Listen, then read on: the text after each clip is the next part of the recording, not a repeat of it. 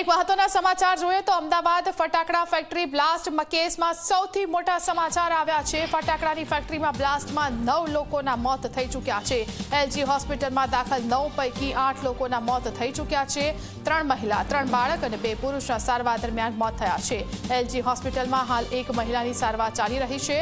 ફટાકડા ફેક્ટરી આગકાંડમાં મૃત્યુ આંક વધવાની શક્યતા છે। વધુ વિગતો લઈશું। સંવાદદાતા અર્પણ આપણી સાથે ફોન લાઈનથી જોડાઈ ગયા છે। અર્પણ, મૃત્યુઆંક વધ્યો છે, હાલની શું સ્થિતિ? ફાલ્ગુની, હાલ માહિતી મળી રહી છે તે મુજબ જે અત્યંત ગંભીર બનાવ બન્યો છે તેના શરૂઆતમાં ખૂબ જ અસમંજસ હતી, કારણ કે એક જ સમયે જુદી એજન્સીઓ દ્વારા મૃતદેહો અને ઈજાગ્રસ્તોને અલગ અલગ લોકેશન પર પહોંચાડવામાં આવ્યા, જેને એજન્સીઓ અને તંત્ર વચ્ચે પણ આંકડાને લઈને સંકલન નહોતું થતું, પરંતુ હવે પરિસ્થિતિ ધીમે ધીમે સ્પષ્ટ થઈ રહી છે। જે ભાઈ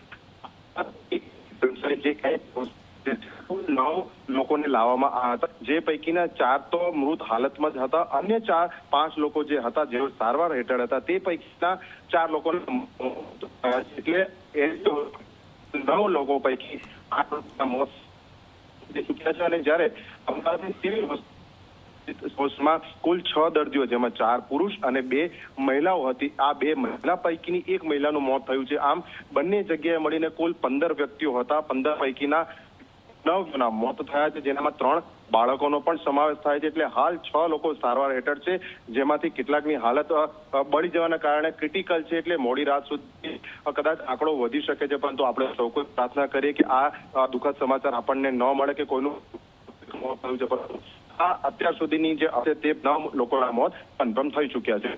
બિલકુલ અર્પણ, આભાર આપનો માહિતી આપવા બદલ। તો અમદાવાદ ફટાકડા ફેક્ટરીમાં જે બ્લાસ્ટ થયો અને એમાં 9 લોકોએ જીવ ગુમાવ્યા છે। કુલ 9 લોકોના જીવ આ કેસમાં જઈ ચૂક્યા છે। આ ઘટના ખૂબ જ ગંભીર હતી। 5 કિલોમીટર દૂર સુધી આ બ્લાસ્ટનો અવાજ સંભળાયો હતો અને આ બ્લાસ્ટની તીવ્રતા એટલી હતી કે જે લોકો મૃત્યુ પામ્યા છે તેમના શરીર જે છે શક્ત વિષક્ત થઈ ગયા હતા, તેમના અવશેષો દૂર જઈને પડ્યા હતા અને જીવતા આ લોકો ભૂંજાયા હતા। કેટલાક લોકોની સારવાર ચાલી રહી છે અને આપણે આશા એવી જ રાખી શકીએ કે આ લોકોની સારવાર કામયાબ થાય અને તેમનો જીવ બચી જાય।